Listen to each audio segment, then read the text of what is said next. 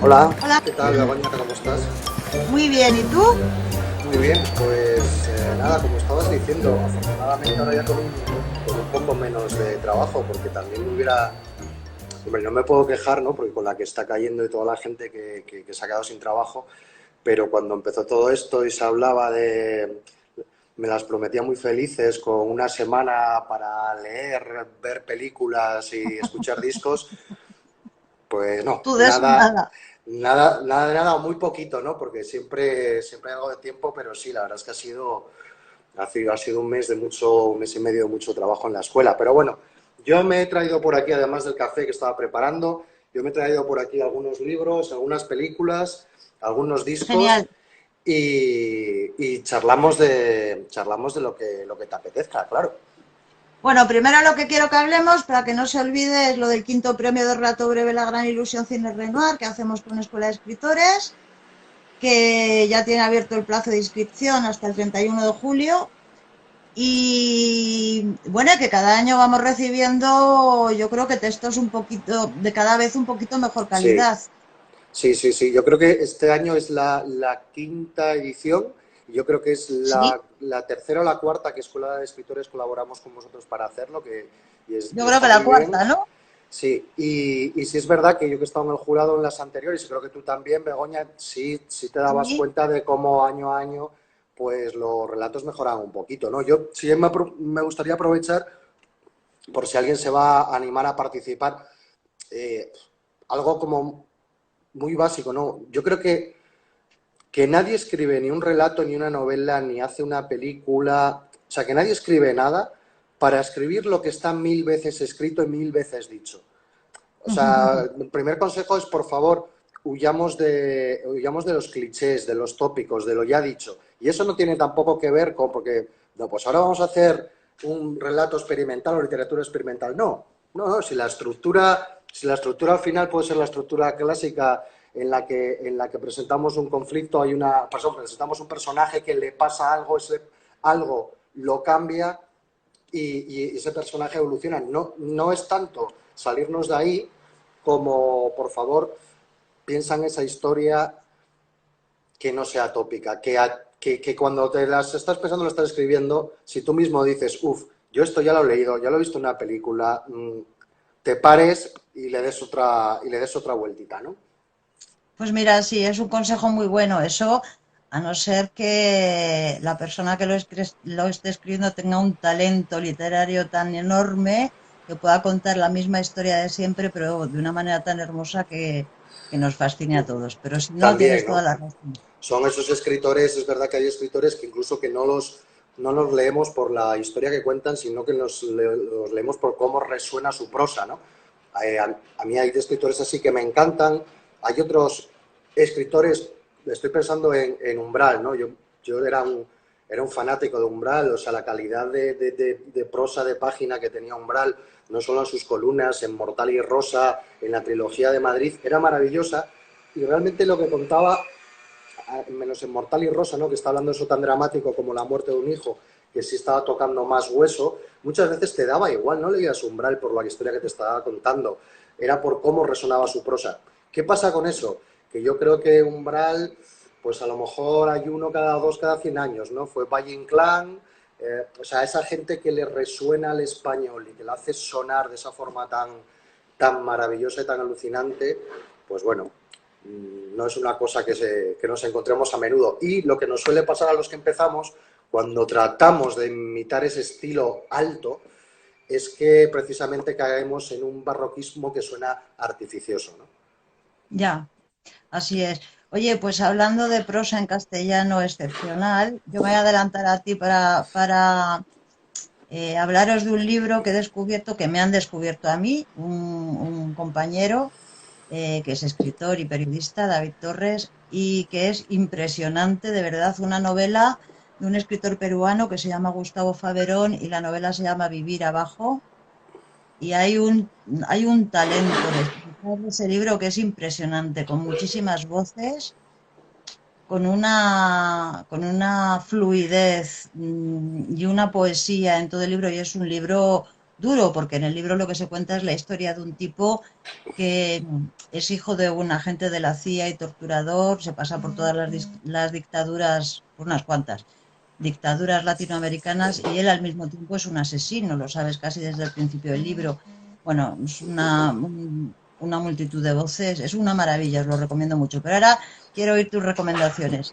Bueno, pues mira, voy a cambiar un poco el orden a raíz de esta novela que tú acabas de recomendar para, para empezar por una que es justamente la que me estoy leyendo ahora, que es El asesino dentro de mí, de Jim Thompson.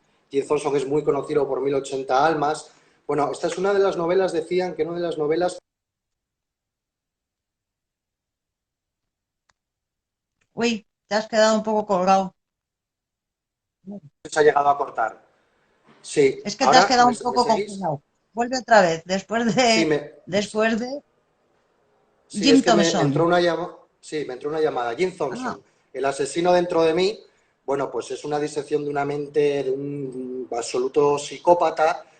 Jim Thompson, que escribió estas novelas que casi podemos decir que son como pulp, pero me encanta porque era un tío muy interesado en la psicología, era un tío además que de hecho él había hecho terapia, siempre estuvo muy interesado en temas de psicología y de terapias, y se nota mucho en este personaje, en Lou, este ayudante de sheriff absolutamente deleznable, corrupto, asqueroso. Es una brutalidad la novela, que es un personaje que está muy bien retratado. Y decirte también que era una de las novelas que Kubrick pensó en llevar a película, que al final no lo hizo, ¿no? Y este es uno de los poquitos libros que me he podido coger últimamente, este lo llevo por la mitad, para entretenerme en las últimas semanas, para empezar algo así, como cuando empiezas a correr y quieres empezar solo 15-20 minutos sin agobiarte, que entra fácil, que lo llevas bien y que está muy entretenido.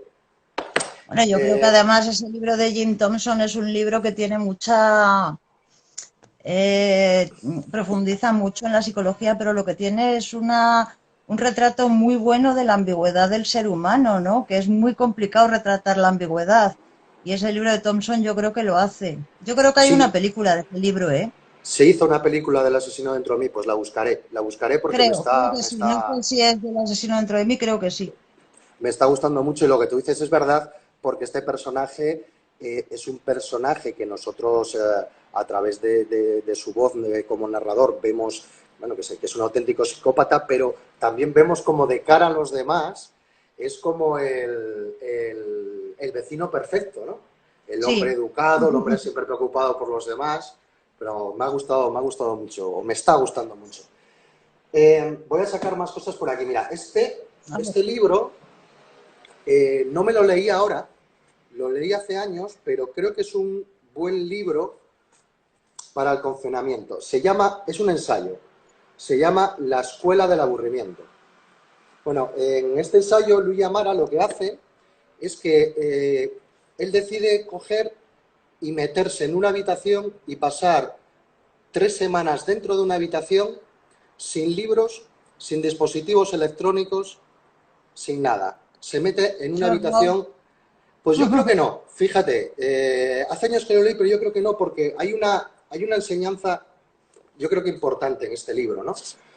Mm, somos incapaces de estar con nosotros mismos más de 20 minutos. Y creo que en los últimos años cada vez más.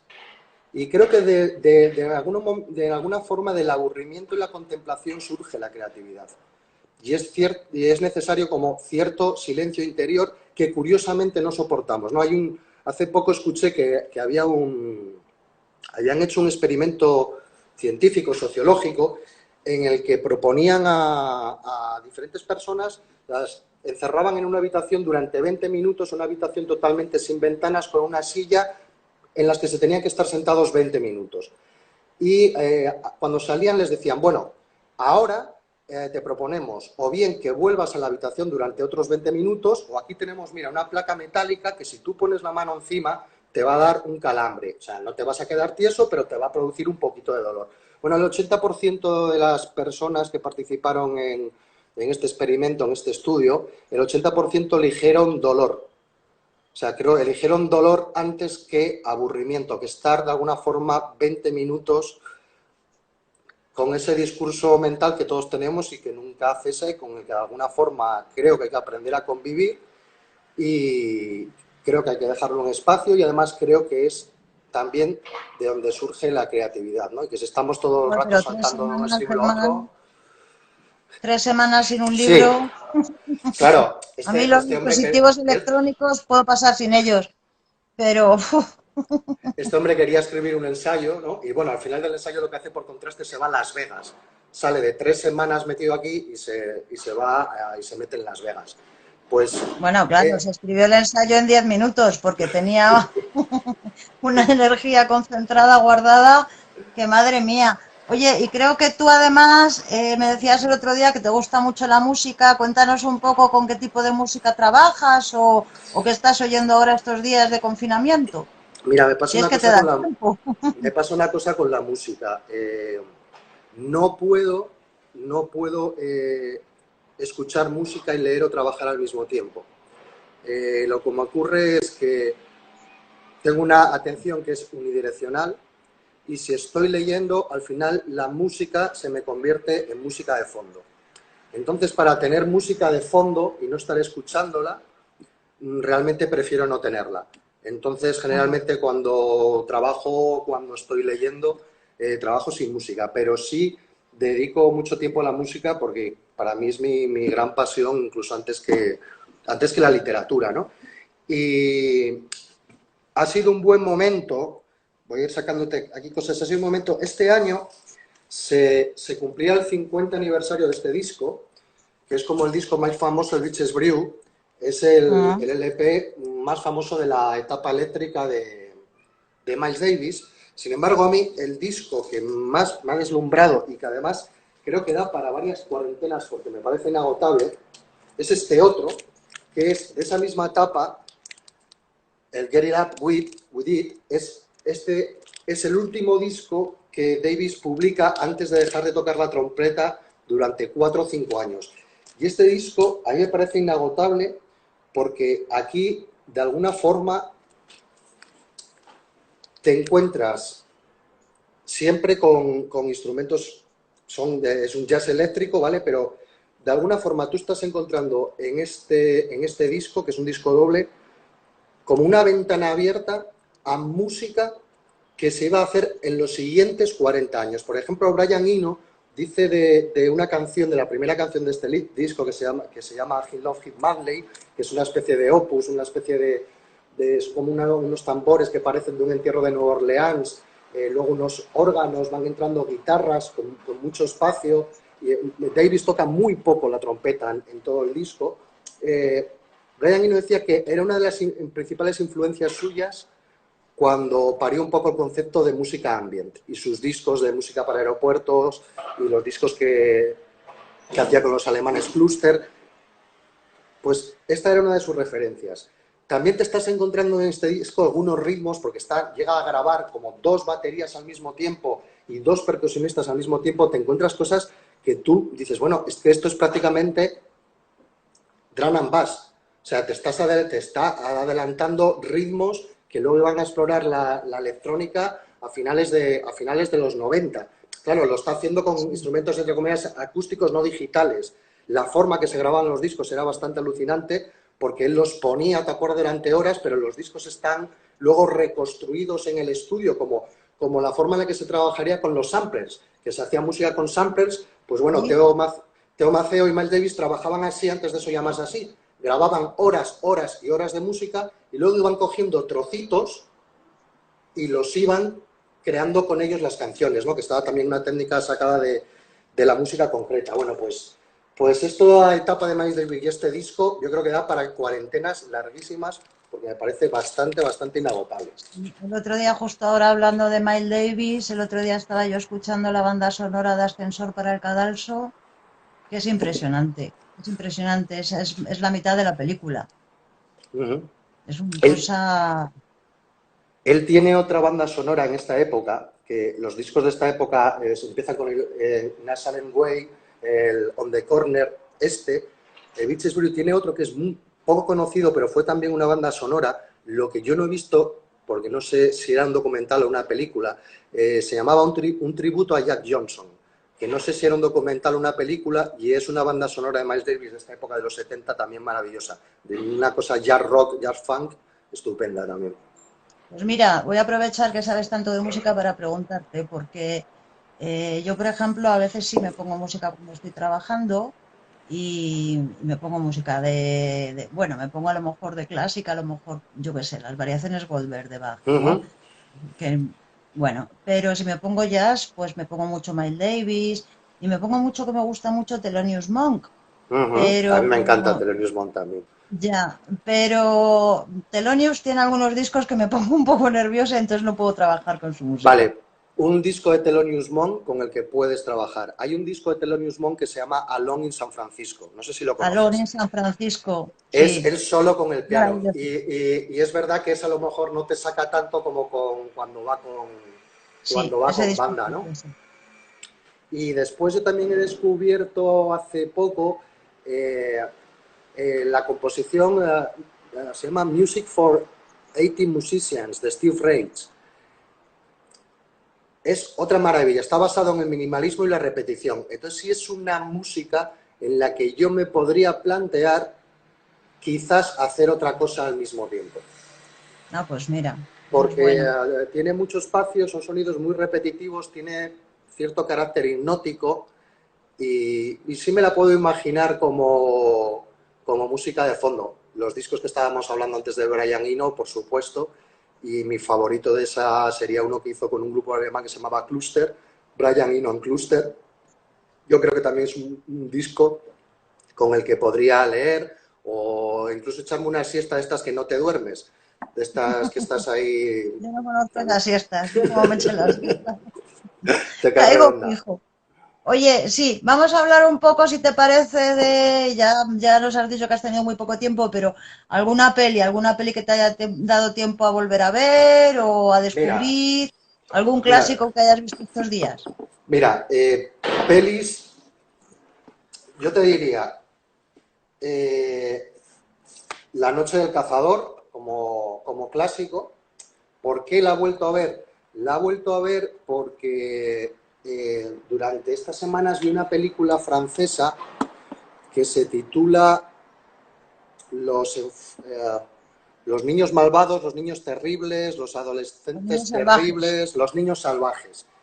Entonces es que una es el mismo película, título que la película que hizo aquí Patricia Ferreira, pero es otra historia.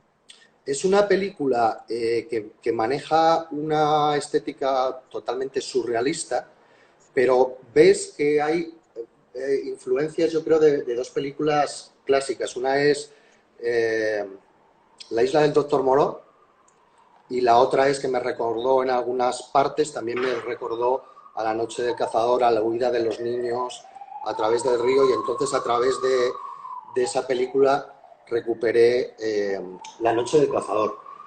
Después también, esto sería un libro y una película, que serían las dos cosas, que sería eh, Patterson de Jim Jarmusch y sería un fragmento de vida de Arthur Machen, que para mí tiene mucho que ver. Y también me parece que tanto la película como el libro bastante indicados para esta situación.